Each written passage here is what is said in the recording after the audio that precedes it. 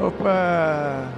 Saudações a todas as gentes que vêm ao meu encontro. Uma alegria gigante ter este espaço e me comunicar com vocês. Prosseguindo com a série As 7 Escolas da Psicanálise, hoje falarei sobre a escola das relações objetais. Estou sendo Leonid Bosio e este é o podcast Condição Humana.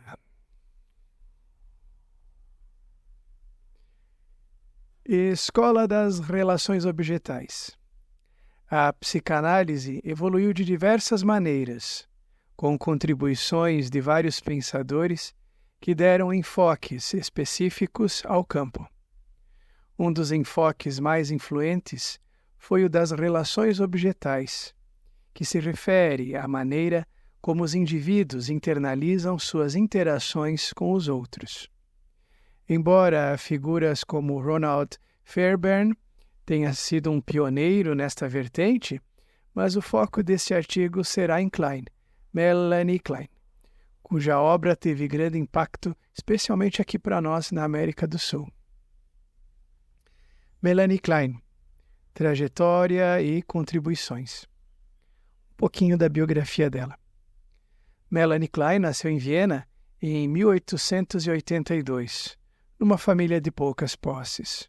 Seu pai era médico e judeu ortodoxo, e sua mãe era uma mulher empreendedora e resiliente.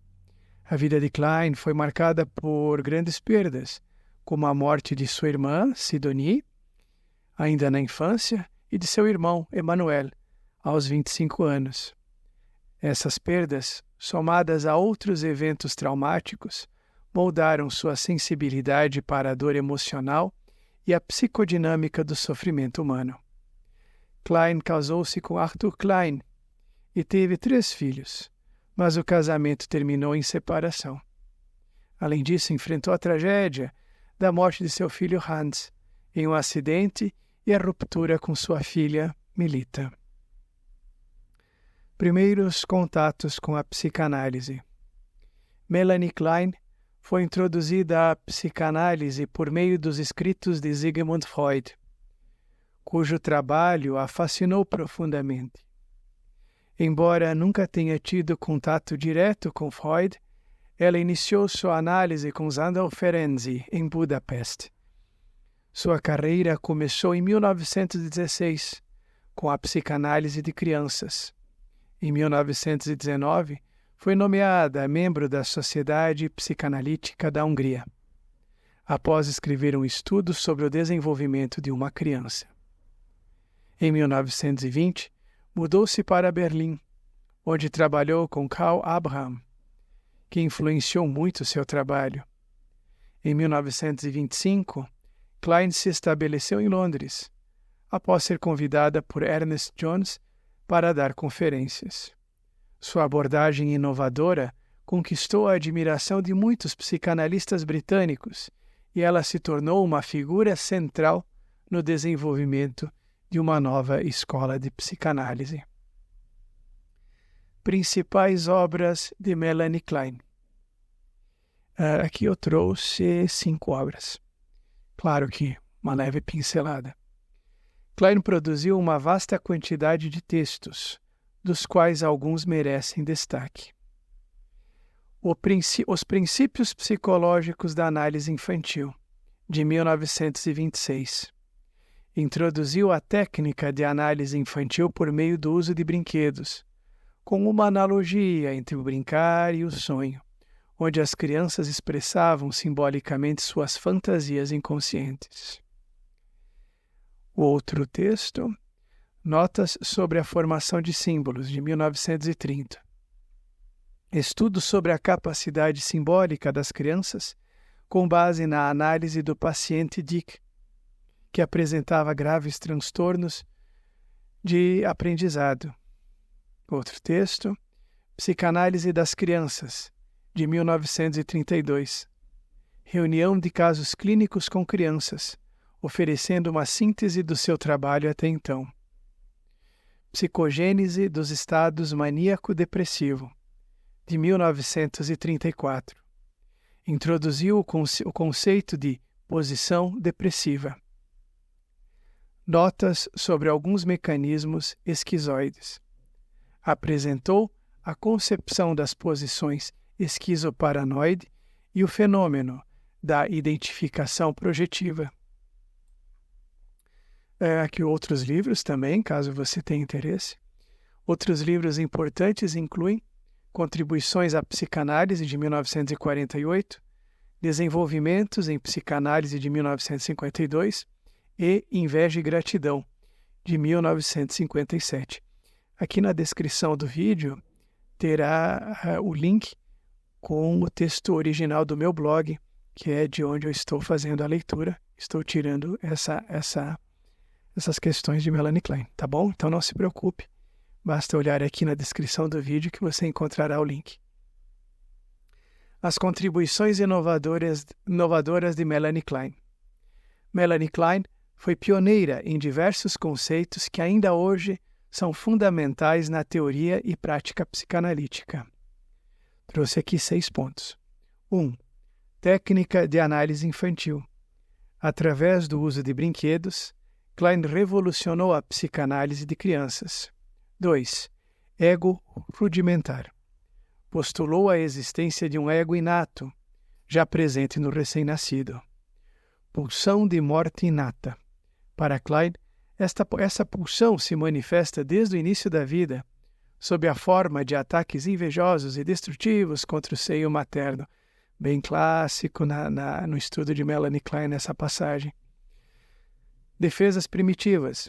O ego utiliza mecanismos como identificação projetiva e idealização para lidar com angústias arcaicas. Posições esquizoparanoide e depressiva. Klein descreveu essas duas posições que representam diferentes modos de funcionamento psíquico. E o último, ponto 6, dos que eu trouxe, por suposto. Objeto parcial. Klein introduziu a ideia de que o bebê não relaciona-se apenas com objetos totais, como a mãe interna, mas com objetos parciais, como o seio ou o pênis. Crítica à obra da Melanie Klein.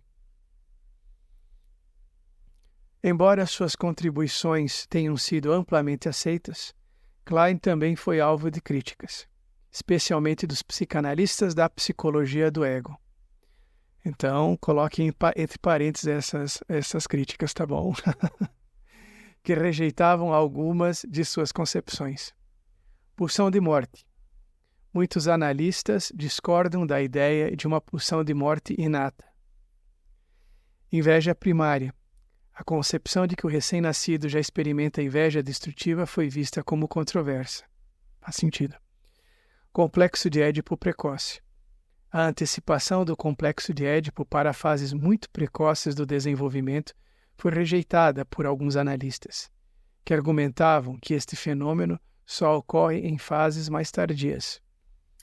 Daria um assunto muito amplo para vários e vários momentos de discussão. Considerações sobre a escola das relações objetais. Melanie Klein foi uma figura essencial no desenvolvimento da psicanálise, oferecendo novos caminhos para entender a mente humana, especialmente na infância. Suas teorias influenciaram profundamente o tratamento de crianças e pacientes psicóticos, além de enriquecer o campo com conceitos como identificação projetiva e as posições esquizoparanoide e depressiva. Apesar das críticas, seu legado permanece vital no pensamento psicanalítico contemporâneo. Então, na teoria, eu vejo muita crítica a Melanie Klein, mas pouca leitura eu tenho. Tenho a leitura básica de Melanie Klein. Eu penso que, para entender bem Melanie Klein, eu precisaria me aprofundar em Sándor Ferenczi, que com certeza em pouco tempo eu estarei me aprofundando, que é um autor que eu tenho muito interesse.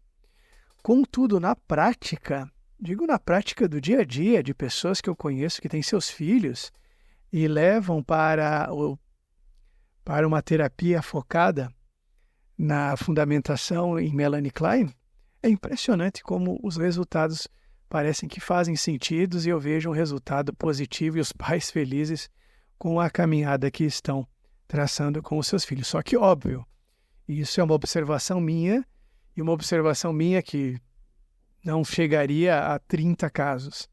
Então, é apenas uma partilha que eu faço aqui com vocês, tá certo? Bom, terceiro áudio, terceiro podcast nesse espírito. Quero ver se consigo completar as 7 escolas de psicanálise, uma sugestão de David Zimmerman, essa separação, até onde é ele que eu vejo que faz essa separação que eu estou trazendo até aqui. Se tem alguém anterior a ele, por favor, se manifestem. Se alguém souber, se manifeste, que eu gostaria de proporcionar os devidos créditos. Quero ver se continuo, mas também quero ouvir você, quero ler você. Nos comentários você pode se manifestar ou pelas redes sociais.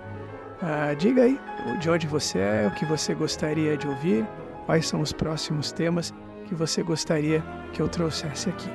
Certo?